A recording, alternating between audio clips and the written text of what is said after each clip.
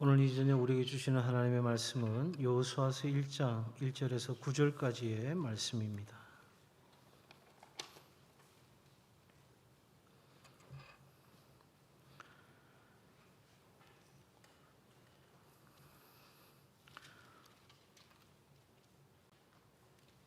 구약 성경 제가 가진 성경으로는 320페이지입니다. 하나님의 말씀을 교독하겠습니다. 제가 먼저 봉독합니다.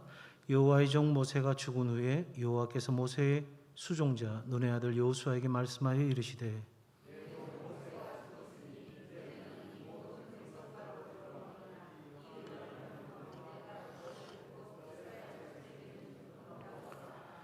내가 모세에게 말한 바와 같이 너희 발바닥을 밟는 곳은 모두 내가 너희에게 주었노니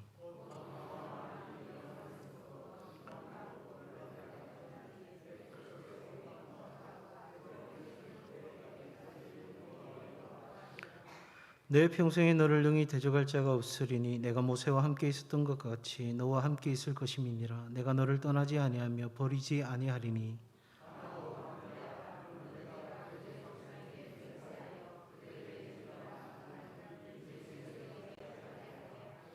오직 강하고 극히 담대하여 나의 종 모세가 내게 명령한 그 율법을 다 지켜 행하고 우로나 저로나 치우치지 말라. 그리하면 어디로 가든지 형통하리니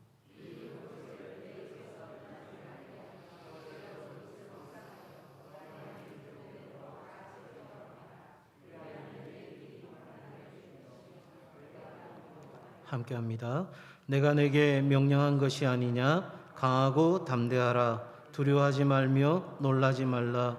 내가 어디로 가든지 내 하나님 여호와가 너와 함께 하느니라 하시니라. 아멘. 저녁 식사들 하셨습니까? 예. 옆에 분들과 한번 인사하겠습니다. 오늘 인사는요. 멀기 때문에 우리 손가락 하트를 해야 될 것 같아요. 손가락 하트 하시면서 원더풀 해주시기 바랍니다. 원더풀. 원더풀. 예, 원더풀입니다. 원더풀이 무슨 의미냐? 원하는 것보다 더 잘 풀리기를 바라는 마음인데. 예. 다시 한번 이제 뜻을 알았으니까 사랑하는 집사님, 권사님, 장로님 원더풀입니다. 한번 인사 다시 하겠습니다. 원더풀.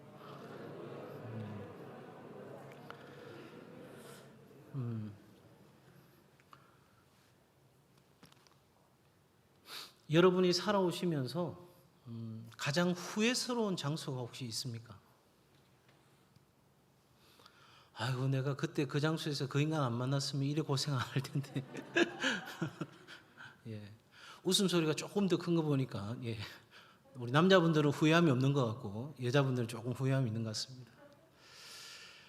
이스라엘 백성들에게 출애굽한 여정 가운데서 가장 후회스러운 장소를 한 곳 이야기하라고 하면 바로 가데스 바네아일 것입니다. 이제 애굽에서 나와서 사실 애굽에서 출애굽기 말씀해 보면 이 이스라엘 백성들이 질렀던 비명의 소리는 히브리 원어적인 측면으로 보면 사람이 죽을 때 지르는 비명 소리와 같았습니다.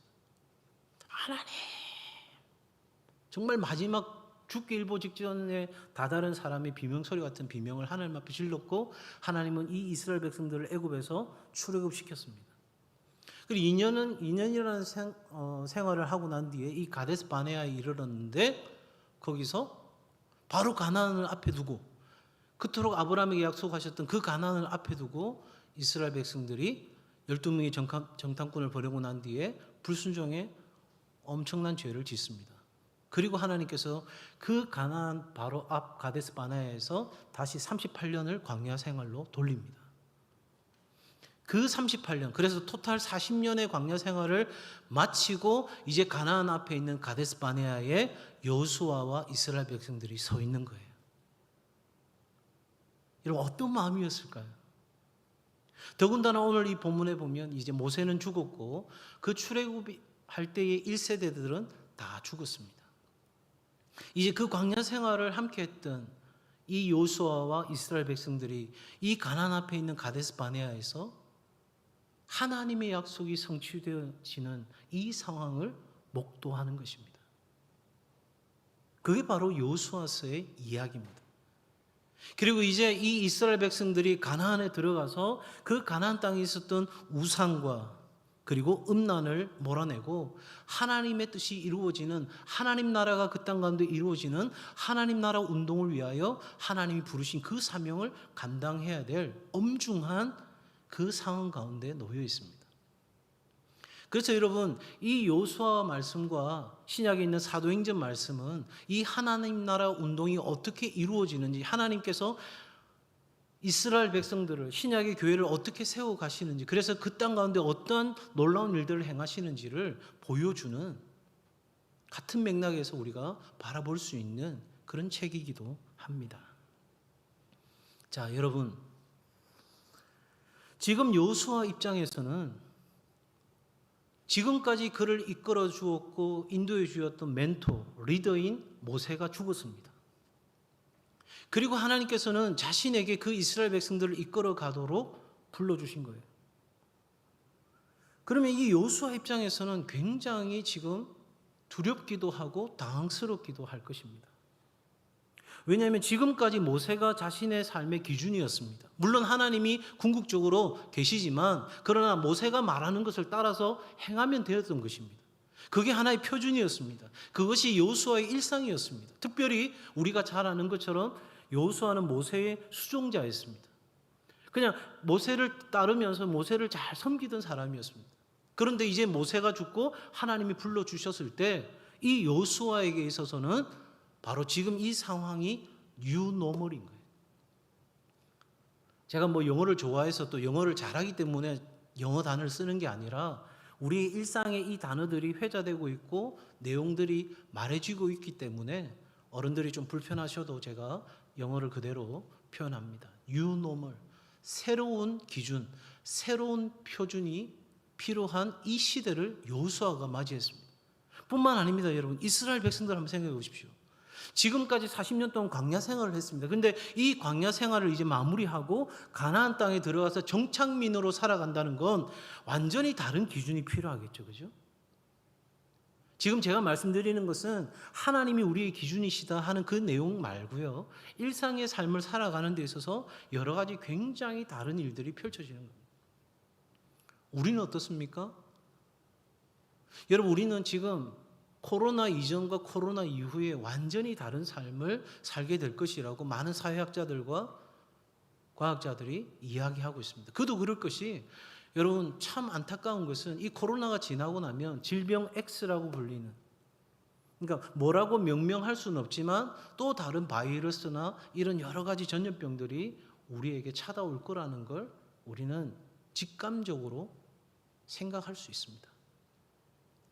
그래서 굉장히 많은 삶의 변화가 분명히 있을 것입니다. 그래서 이전까지 우리가 표준으로 삼고 기준으로 삼았던 모든 것들이 더 이상 그렇게 되어질 수 없는 그런 뉴노멀, 새로운 기준, 새로운 표준, 새로운 일상의 시대를 우리가 살게 되었다는 겁니다. 그래서 저는 오늘 이 본문의 여호수아와 이스라엘 백성들이 맞닥뜨리고 있는 이 가데스 바네아에서 바라보고 있는 이 가나안, 어쩌면 바로 이 순간은 포스트 뉴노멀이라고 할 것입니다. 완전히 뉴노멀의 상태에 들어가지 않은 과거의 어떤 기준과 새로운 기준 사이에 있는 그 포스트, 그 상황이 지금 여호수아와 이스라엘 백성들에게 펼쳐져 있다 하는 겁니다. 그래서 우리는 오늘 이 시대를 그러면 어떻게 이 뉴노멀의 시대를 살아갈 것인가?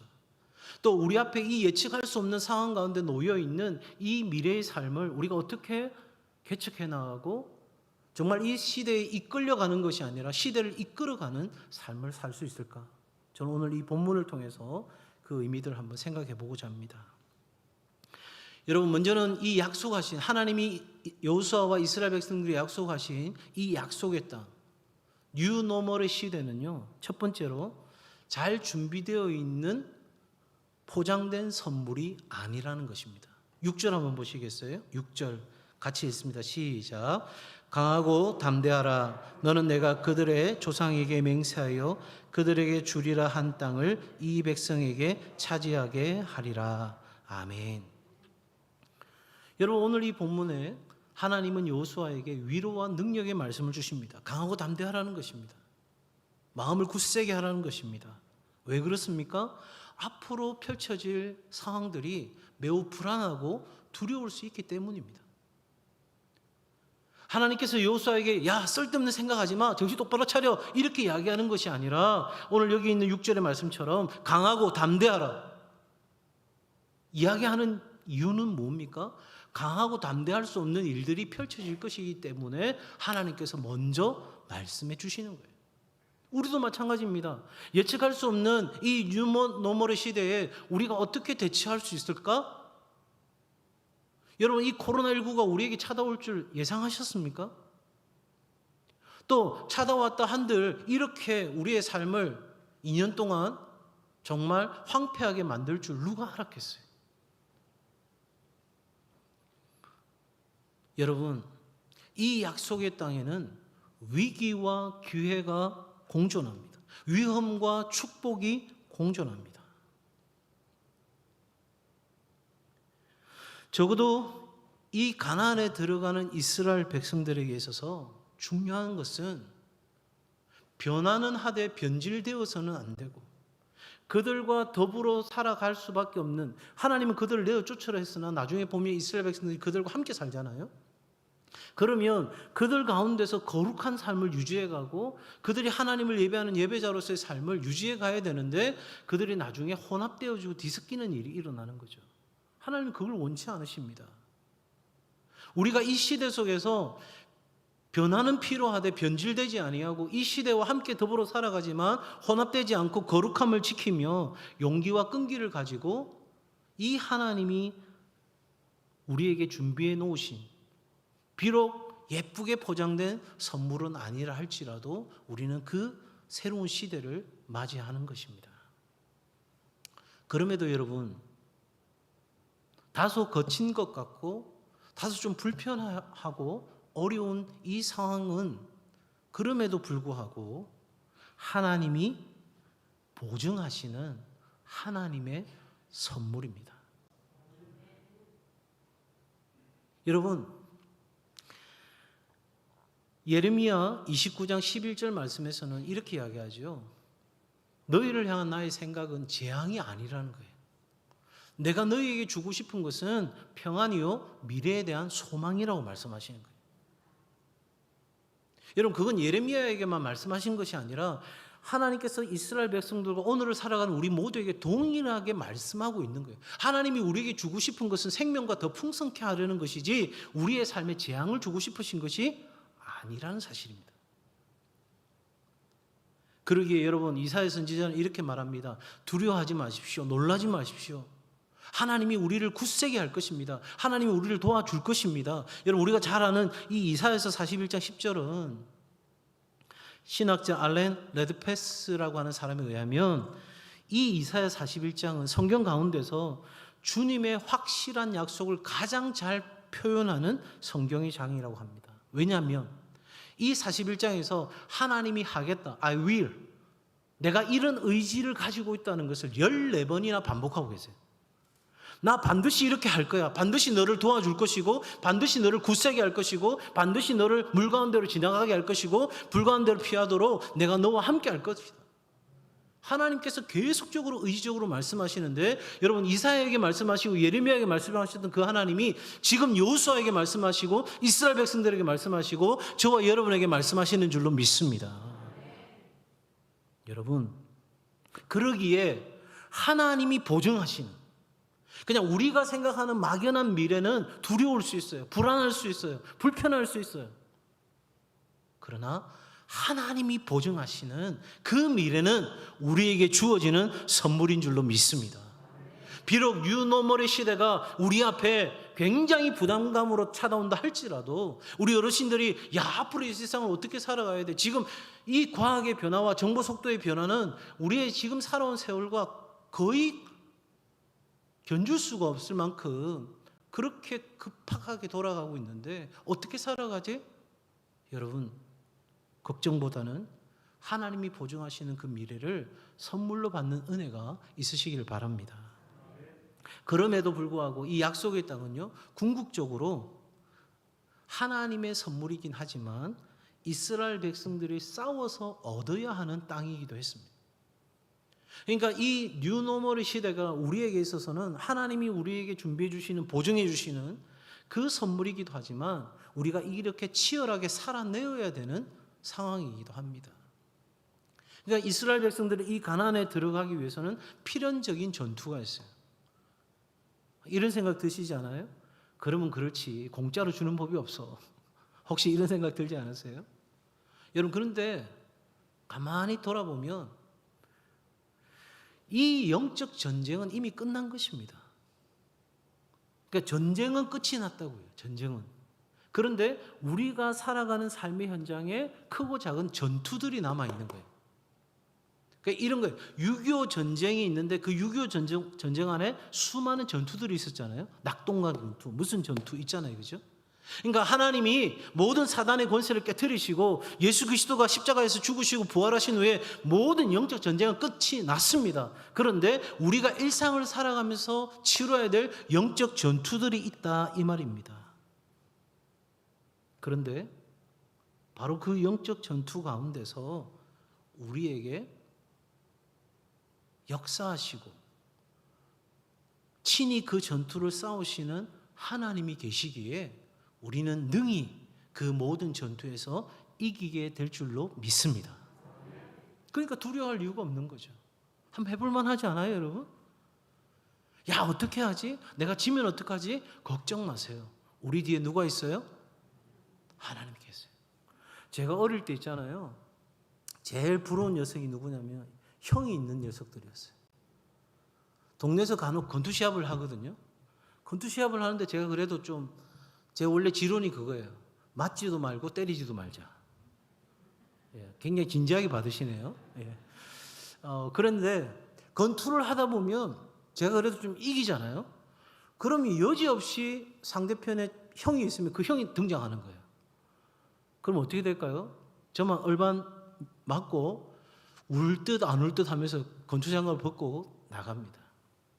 여러분, 이 전투가 비록 어렵고 힘들다 할지라도, 우리의 미래가 불확실하고 염려가 된다 할지라도 우리 뒤에, 우리 백그라운드가 누구세요? 하나님이 계세요. 그러니까 이 전투는 해볼만 할 뿐만 아니라 반드시 우리가 이기게 되어 있습니다. 아멘.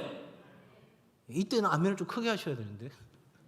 이기게 될 줄로 믿습니다. 그렇습니다, 여러분. 자, 이런 상황 가운데서 하나님은 이 요수아와 이스라엘 백성들에게 세 가지를 약속하세요.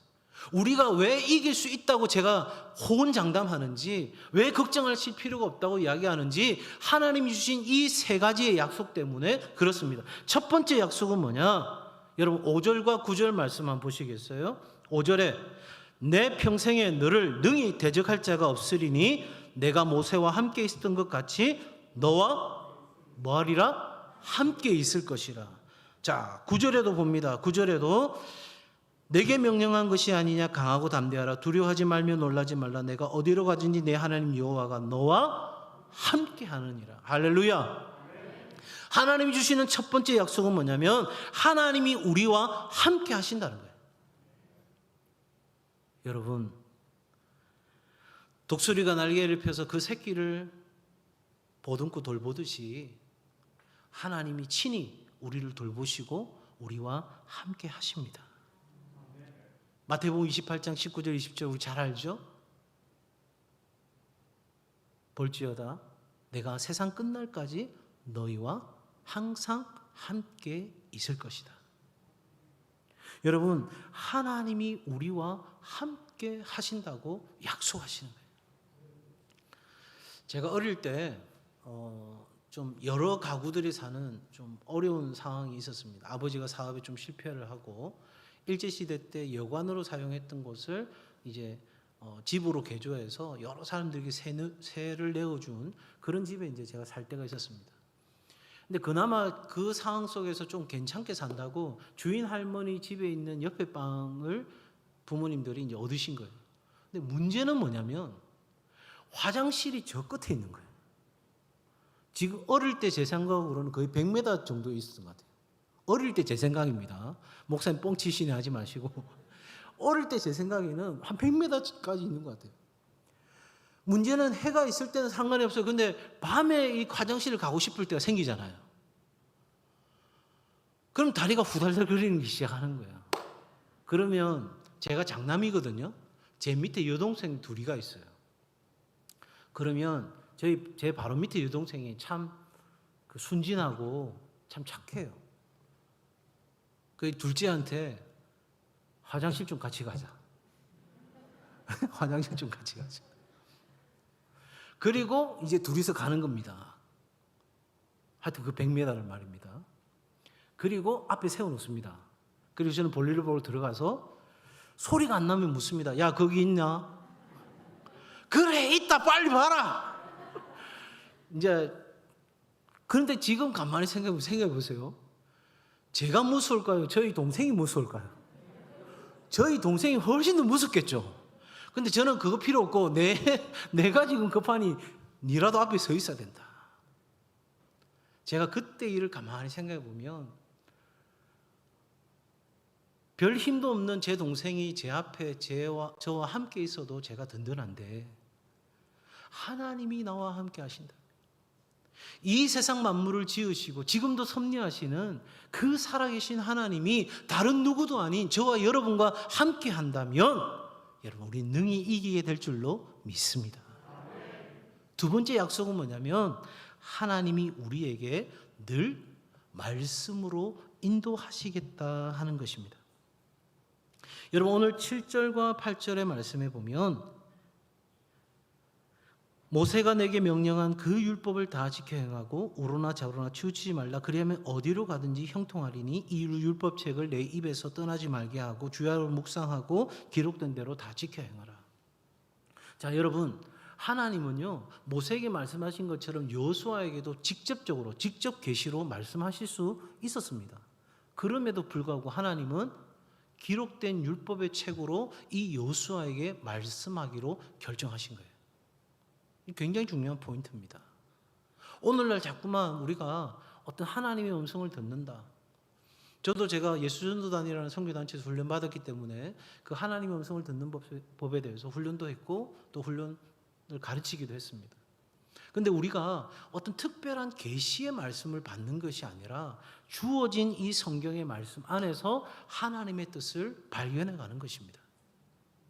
자, 그런데 중요한 것은 하나님의 법을 사랑하는 자에게는 큰 평안이 있을 것이고 장애가 없을 것이라고 시편 119편 165절에서 말씀하고 있습니다. 여러분, 이사야 30장 21절의 말씀에는 뭐라고 말합니까? 우리가 좌로나 우로나 막 치우칠 때 우리의 뒤에서 하나님이 말씀하시는 거예요. 이것이 정론이, 이것이 우리가 가야 할 길이니 하나님이 명확하게 말씀하신다는 거예요. 여러분, 우리가 이 뉴노멀의 시대 속에서 어떻게 해야 될지 모를 때 누가 말씀하신다고요? 하나님이 말씀하시는 거예요.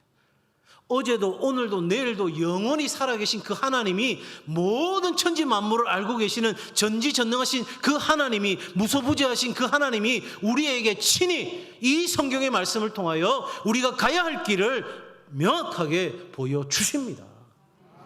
이것이 여호수아 이스라엘 백성들을 향한 약속이고 저와 여러분을 향한 약속인 거예요. 또 한 가지 약속이 있는데 그것은 뭐냐면 하나님은 우리가 말씀을 지켜 행하면 형통케 하신다고 말씀하시는 거예요. 여러분, 종로로 갈까요? 영등포로 갈까요? 물어보지를 마세요. 어디 가서 물어보고 싶거든 우리 목사님이나 전사님들 간식비를 주시고 저한테 오시길 바랍니다. 여러분, 종로로 갈까요? 영등포로 갈까요? 물어볼 필요가 없어요. 하나님의 말씀을 지켜 행하는 자는 어디로 가든지 자빠져도 형통이 되는 복이 있는 줄로 믿습니다. 여러분, 지금 내 삶에 어려움이 있다고 고민하지 마세요. 기죽지 마십시오. 넘어지지 마십시오. 모든 것이 합력하여 반드시 선을 이루게 될 것입니다. 하나님의 뜻대로 부르심을 입은 자들에게는 말입니다. 여러분, 하나님은 지금 이스라엘 백성들에게, 여호수아에게, 그리고 우리에게 이 세 가지 약속을 주는 거예요. 새로운 뉴노멀의 시대 속에서 우리가 어떻게 살아가야 될까 막연할 때 여러분 세상 사람들 어떻게 살아갈지 모르겠어요. 지금 근근히 백신에 의지하여 살아가고 있는데 여러분 이런 하나님의 약속을 붙든 우리와 견줄 바가 되지 않지 않겠어요, 여러분? 그런 우리가 정말 멋있는 인생을 한번 살아갈 필요가 있지 않겠습니까? 자, 바로 이런 상황 속에서 여호수아를 통해서 우리가 어떤 그리스도인으로 이 시대를 살아가고 살아내어야 하는지 말씀을 정리를 해 가보고자 합니다. 자, 여러분, 하나님이 함께 하시고 하나님이 친히 말씀해 주시고 그 하나님이 우리를 형통케 하는 삶을 살아가는 저와 여러분들에게 하나님은 우리를 불러주신 거예요. 여러분, 여호수아를 하나님이 부르신 겁니다. 그래서 이 부르심 앞에서 여호수아는 확신을 갖게 됩니다. 아, 하나님이 나를 부르셨다고 하는 확신. 그런데 여러분, 모세와 견주어 볼 때는 여호수아는 한참 부족한 사람이었어요. 여러분, 과연 모세와 여호수아가 견줄만 하겠습니까? 그죠? 그런데 이 부족함에도 불구하고 하나님이 여호수아를 불렀습니다. 여러분, 이것이 복음의 능력입니다. 부족해도 연약해도 보잘것없어도 나는 지식이 부족합니다. 나는 건강이 부족합니다. 나는 물질이 없습니다. 내가 살아가는 삶이 너무나 고달픕니다. 내 인생의 여정이 고난과 아픔의 연속입니다. 그럼에도 불구하고 하나님이 나를 이 하나님 나라 비전을 위하여, 하나님 나라 복음을 위하여, 하나님 나라 운동을 위하여 나를 불러주셨을 때 여러분, 내가 하나님 앞에 순종하고 나아가면 하나님이 전적으로 책임져 주시는 줄로 믿습니다. 하나님의 부르심에는 하나님이 책임이 있는 것입니다.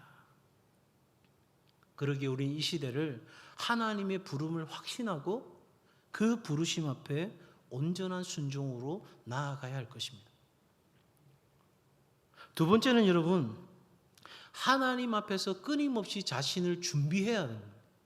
하나님이 나와 함께 하시고 하나님이 친히 내게 말씀하시고 나를 형통케 하신다고 해서 내가 아무 준비도 안 하고 새로운 시대를 맞이할 수가 없습니다. 자, 보십시오. 여호수아는 모세가 하나님을 만나는 성막으로 들어갈 때 항상 함께 했습니다. 그러니까 예배에 대한 철저한 훈련이 되었던 거죠. 그리고 여러분, 이 여호수아는 앞서 말씀드린 것처럼 모세의 수종자였습니다. 옆에서 모세를 철저하게 돕고 섬기는 역할을 하면서 섬김에 대하여, 겸손에 대하여, 그리고 무언가를 학습하고 배우는 것에 대하여 여러분, 리더로서의 좋은 자질이 준비되고 있었다는 사실입니다. 더군다나 민수기 사건에 가보면 여호수아가 어떤 것이 불의하다 생각하여 이것에 대해서 말할 때에 모세가 여호수아를 야단치는 장면이 나옵니다. 그런 상황 가운데서 이 여호수아는 다른 사람을 보다 더 이해할 수 있는, 공감하고 이해할 수 있는 것들이 커졌습니다. 여러분, 우리가 이 시대를 그냥 맞이하는 것이 아니라 우리가 할 수 있는 최선의 준비로 여러분 맞이할 수 있기를 바랍니다. 세 번째로는요, 장래에 대한 비전이 있어야 합니다. 여러분, 오늘 본문에 보면 이 하나님께서 여호수아에게 부르셨을 뿐만 아니라 구체적인 비전을 보여주십니다. 자, 보십시오, 여러분. 3절과 4절의 말씀입니다. 같이 한번 읽겠습니다. 시작.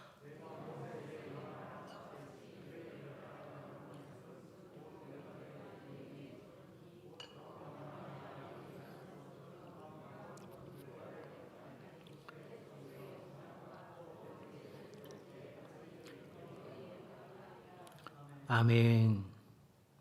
자, 발바닥으로 밟는 곳, 그러면서 구체적인 지명들이 나오고 있어요. 여러분, 적어도 우리에게는 장래에 대한 비전이 있어야 됩니다. 새로운 시대를 맞이하면서 그 새로운 시대 너머에 계시는 하나님의 비전을 우리가 꿈꿀 수 있어야 되는 거예요. 아이들에게, 청년들에게 우리가 비전을 많이 말하잖아요. 그죠? 여러분, 그 비전은 하나님으로부터 시작되고 하나님과 함께하고 하나님이 성취하시는 그 비전이 우리 가운데 있어야 되는 거예요. 여러분, 그러기 위해서는 이 현실 너머의 것을 바라볼 수 있어야 돼요. 지금 내가 가진 것 갖고 바라보면 비전이 보이지 않습니다. 여호수아와 이스라엘 백성들에게 보이겠습니까? 여러분 생각해 보십시오. 그 가나안 땅이 어떤 땅이었습니까? 아까 말씀드린 것처럼 가데스 바네아에서 그 땅이 과연 젖과 꿀이 흐르는 땅이라, 그러나 그 가나안에 있는 사람들은 장대하여서 우리는 메뚜기 같아서 이 전쟁에 나아가면 우리는 다 죽을 거라고 했던 그들이 이제는 전쟁을 치러야 되는 상황입니다. 그 상황에서 하나님으로부터 오는 비전이 없다면 그 가나안을 향해서 첫 발을 내딛을 수 있을까요?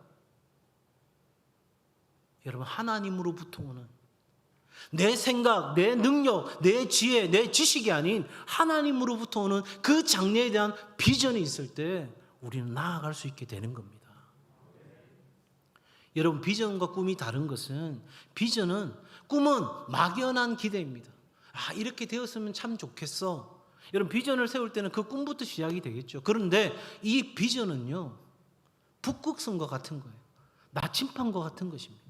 내가 흔들리려고 할 때 그 비전이 나를 바른 길로 이끌어가는 거예요. 그래서 이 비전은 반드시 두 가지 요소를 충족시켜야 돼요. 하나는 구체화되고 시각화되어야 되는 거예요. 그러니까 이런 거예요. 이 정복전쟁 가운데 나아갈 때에 이스라엘 백성들이 굉장히 위축되고 어려울 거 아니에요? 그럴 때마다 그들이 밟고 선 땅, 하나님이 주신다고 했지, 그게 우리의 비전이지, 우리가 이 땅을 차지할 것이지, 그리고 우리는 이 전쟁 가운데 이렇게 나아가면 하나님이 역사하실 거야 라고 하는 분명한 믿음으로 바라보고 그걸 시각화해 가는 거예요. 이스라엘 백성들이 그 가나안의 영토를 다 밟고 서 있는 그 장면을 그려보는 거예요. 그러한 장래의 비전이 우리 가운데 있어야 할 것입니다. 네 번째로 여러분, 위기를 극복할 수 있는 용기가 우리 가운데 필요한 겁니다. 앞서도 이야기 드렸지만 이 새로운 시대 뉴노멀은요, 결코 쉽지 않은, 호락호락하지 않는 그런 시대를 우리가 맞이할 것입니다. 이스라엘 백성들도 마찬가지 아니겠어요? 그 가나안 땅을 향해서 영적 전투를 나가는데 그 하나님의 약속을 붙들고 나아가더라도 우리 삶에 때로는 하나님이 침묵하시는 것 같고 나를 잊어버리신 것 같은 그 삶의 연속이 우리 가운데 있잖아요. 그죠? 내가 답이라고 생각했는데 그게 답이 아닌 것처럼 느껴지는, 정말 뭐라 말할 수 없는 어려운 순간들이 찾아오지 않습니까? 그죠? 그런 상황에서 우리가 그 현실의 벽을 돌파할 수 있는 용기가 필요한 거예요. 그래서 오늘 하나님은 이 여호수아에게 마음을 강하게 하고 담대히 하라 말씀하는 거예요. 다른 말로 표현하면 여러분, 마음 관리를 하라는 거겠죠. 여러분 안에 믿음이 적어져 갈 때, 내게 있는 믿음이 보이지 않는 것 같은 순간이 찾아올 때 우리는 그 마음을 관리해 가야 할 때인 것입니다. 예수님은 뭐라고 말씀하셨습니까? 너희는 믿기만 하라는 거예요. 한번 따라해 볼까요? 믿기만 하라. 믿기만 하라. 믿기만 하라. 여러분, 어릴 때 혹시 그 체육 시간 같은 데 보면 짝피구 하는 거 기억나십니까? 짝피구. 저는 덩치가 그렇게 날씬한 적은 없었던 것 같아요. 별명이 백곰 뭐 이랬으니까. 대체로 조금 이제 큰 편에 속하다 보니까 저는 주로 앞에 섰겠죠. 그죠? 짝피구 할 때. 여러분, 짝피구 할 때 뒤에 있는 사람은 뭐만 하면 돼요? 딱 두 가지를 잘하면 돼요. 첫 번째, 앞에 사람을 잡고 있고, 그리고 적절하게 잘 피하면 되는 거예요. 여러분, 하나님이 우리 앞에 서신다니까요. 하나님이 여러분 앞에 서십니다. 하나님이 여러분의 모든 찾아오는 어려움과 고난을 하나님이 친히 담당해 주십니다. 그런데 여기서 중요한 거는요, 우리가 놓쳐서는 안 되는 거예요. 지금 내 삶이 어렵다고 그 하나님 잡고 있는 손 놓아서는 안 되는 겁니다. 그러면 더 어려워지는 거예요. 성도 여러분, 우리에게 어떤 위기가 찾아와도 그걸 돌파해낼 수 있는 용기를 가지시길 바랍니다. 그럴 수 있는 이유는요, 한번 따라해 주시겠어요? 하나님은 하나님의 일을 하시고 우리는 우리 할 일만 하면 된다. 우리 할 일이 뭐예요? 믿음과 순종이에요. 그냥 믿고 따라가는 거예요. 붙들라 하면 붙들고, 서라 하면 서고, 읽으라면 읽고, 묵상하라면 묵상하고, 그냥 그렇게 나아가면 누가? 하나님이 친히 말씀하시고 하나님이 우리를 형통하게 하시겠다는 거예요.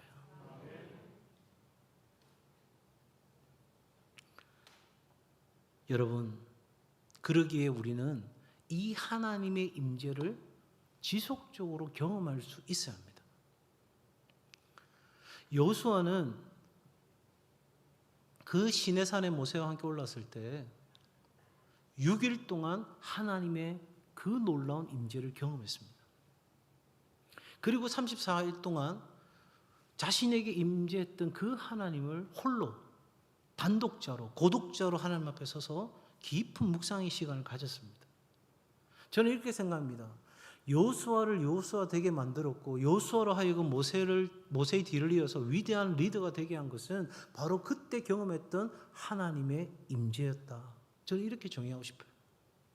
그 하나님의 임재에 대한 것이 여호수아의 삶에 지속적으로 역사했던 겁니다. 여러분, 민수기 27장 18절 말씀에 보면 하나님의 영이 여호수아와 함께 했다라고 성경은 기록하고 있어요. 여러분, 그런데 어떻게 하면 그 하나님의 영이, 하나님의 임재가 지속적으로 이루어질 수 있습니까? 여러분, 하나님이 인정하시는 삶이 되어야 하는 거예요. 내 맘대로 살아도 하나님이 임재하시는 것이 아니라 내 삶이 부단히 하나님의 인정을 받는 인생이 되기 위하여 하나님 앞에 믿음이 있는가 자신을 진단하여 보고 그 믿음 위에 설 수 있도록 하나님의 말씀이 그러한가요? 날마다 그 말씀을 붙들고 하나님 앞에 서게 될 때 여러분, 우리는 남다른 태도를 가질 수 있는 거예요. 여호수아와 갈렙이 그렇게 했잖아요.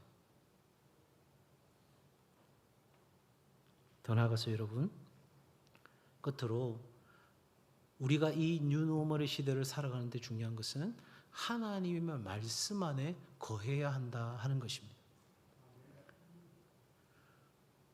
앞서 말씀드린 것처럼 하나님 약속하신 것 중에 친히 말씀하신다고 하셨잖아요.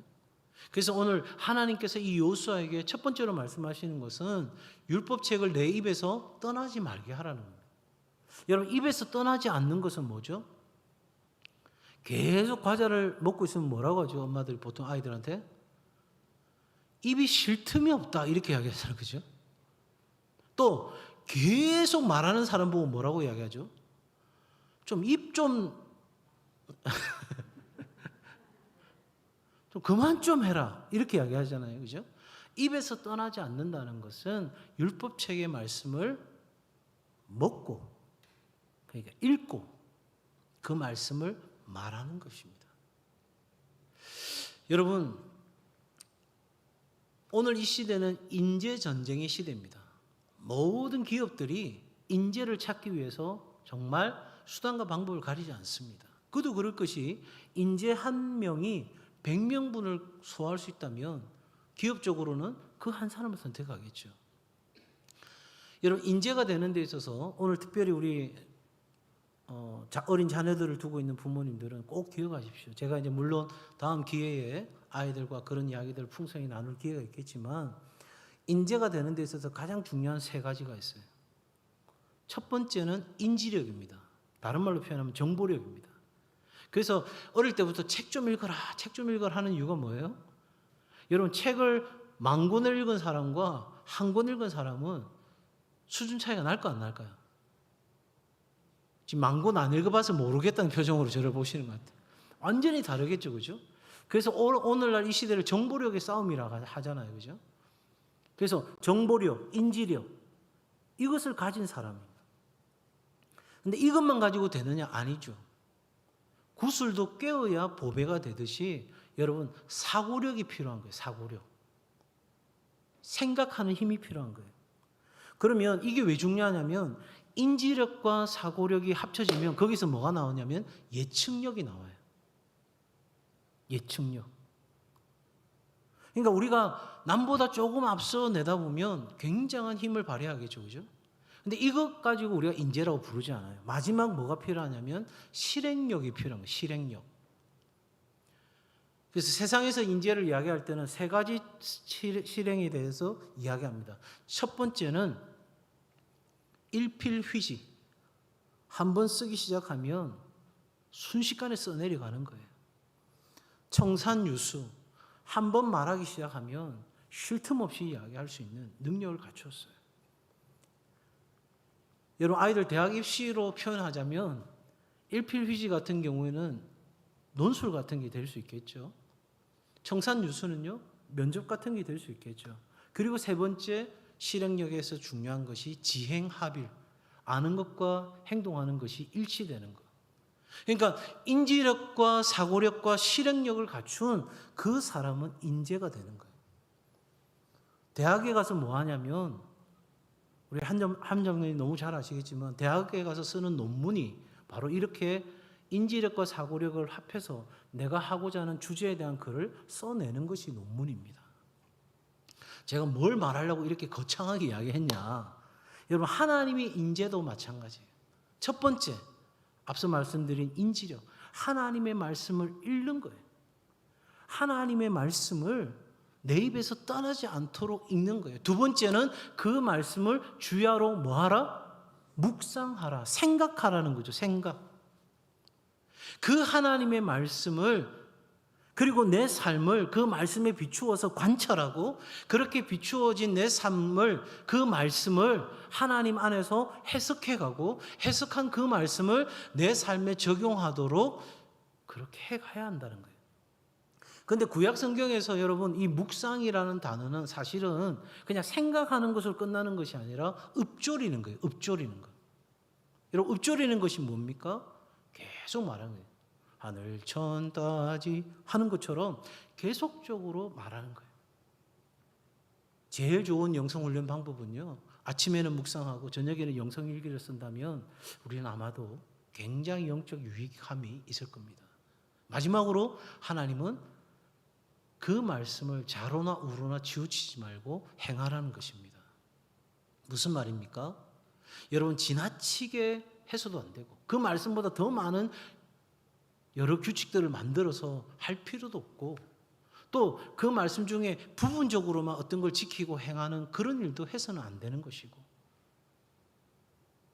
그 말씀이 작은 것이라고 해서 무시하는 것이 아니라 그 말씀을 온전히 지켜 행할 수 있는 바로 이와 같은 삶이 우리 가운데 있어야 한다 하는 것입니다. 다시 한번 여러분 정리해 보겠습니다. 우리가 이 뉴노멀의 시대에 어떤 그리스도인을 살 것인가. 첫째는 하나님의 부르심에 대한 확신과 순종의 삶. 두 번째는 끊임없이 자신을 준비하는 삶. 세 번째는 장래에 대한 비전이 있는 삶. 네 번째, 위기를 극복할 수 있는 용기를 가진 삶. 다섯 번째, 지속적인 하나님의 임재를 경험하는 삶. 마지막 여섯 번째, 하나님의 말씀에 철저하게 거하는 삶. 이 삶이 오늘 이 시대에 하나님이 찾으시는 또 하나의 여호수아가 살아가야 될 삶인 줄로 믿습니다. 9절 말씀 우리에게 이 모든 것은 하나님의 명령이라고 말씀하십니다. 해도 되고 안 해도 되는 것이 아니라 반드시 우리가 실행에 옮겨야 될 삶이라고 하나님은 명확하게 말씀하십니다. 여러분, 저와 여러분을 통해 우리 교회를 통해 이 시대에 하나님의 비전이 하나님 나라 운동이 이스라엘 백성들이 그 가나안 땅을 정복하고 나아갔던 것처럼 사도들의 그 행진이 온 세상 열방 가운데 복음이 전해지는 그 기초를 놓았듯이 오늘 이 시대에 하나님 찾으시는 여호수아가 되어서 우리도 그 하나님의 비전을 성취하는 여러분 개인의 삶이 되고 가정이 되고 우리 교회가 되기를 예수님의 이름으로 축복합니다. 기도하겠습니다. 이 시간 우리 합심해서 한번 기도했으면 좋겠습니다. 피아노 반주해 주시고요. 여러분 합심해서 기도할 때에 하나님 비록 내가 부족하지만 오늘 이 시대에, 이 뉴노멀의 시대에 하나님이 찾으시는 또 한 사람 여호수아가 바로 제가 되겠습니다. 하나님 무척이나 부담스러운 부르심이라 할지라도 그것이 내가 살아가야 될 존재 이유가 되게 하시고 내가 그렇게 하나님을 기쁘시게 하는 삶이 되게 하여 주시옵소서. 하나님, 우리 교회가 이스라엘 백성들과 같이 그 가나안 약속이 성취되는 것을 볼 수 있는 교회가 되게 도와 주시옵소서. 이 시대 마지막 하나님의 부흥의 세대 가운데 우리 교회를 사용하여 주시옵소서. 우리 주님 이름 한번 부르고 같이 기도합니다. 주여. 하나님 아버지, 이 시간 기도합니다. 하나님, 우리가 오늘 이 시대에 찾으시는 여호수아가 되기를 원합니다. 하나님이 찾으시고 기뻐하시는 그 여호수아의 삶이 우리의 삶이 되기를 원합니다. 하나님, 우리가 하나님의 부르심을 확신하고 순종하는 삶이 되게 도와주시옵소서. 하나님, 우리가 정말 주님이 주시는 그 비전을 따라 용기를 가지고 하나님 담대히 나아갈 수 있도록 역사하여 주시옵소서. 하나님 아버지, 우리 가운데 지속적인 하나님 임재가 있기를 원합니다. 하나님, 우리가 하나님께 인정받는 삶이 되게 도와주시옵소서. 하나님이 기뻐하시는 하나님 그 삶을 살아가는 우리 모두가 될 수 있도록 주여 도우시고 인도하여 주시옵소서. 오 하나님 아버지, 우리가 하나님 말씀 안에 거하기를 원합니다. 하나님이 하나님 말씀을 읽고 그 말씀을 선포하며 하나님의 말씀을 묵상하며 우리의 삶에 적용하여 하나님 우리가 그 말씀대로 행하는 삶이 되게 도와 주시옵소서. 그리할 때에 하나님이 나와 함께 하시고 나에게 친히 말씀하시고 나의 삶을 형통케 하신다 하시는 그 하나님의 약속이 우리의 상관도 이루어지는 것을 보게 하여 주시옵소서. 하나님 아버지, 사랑하는 성도들 어려운 삶의 자리에 있습니까? 하나님, 여러 가지 하나님 아버지 눈물을 흘리는 이들이 있습니까? 주님 이 시간 말씀하여 주시옵소서. 사랑하는 아들아 따라 내가 너와 함께 할 것이니 마음을 강하게 하고 담대하라. 내가 너를 붙들어 주리라. 내가 너와 친히 싸우리니 모든 대적을 너희가 밟고 서리라. 우리 가운데 말씀하여 주시옵소서. 하나님, 우리가 하나님의 사람 되기 원합니다. 우리가 하나님 앞에 나아가기를 원합니다. 주여 도와 주시옵소서.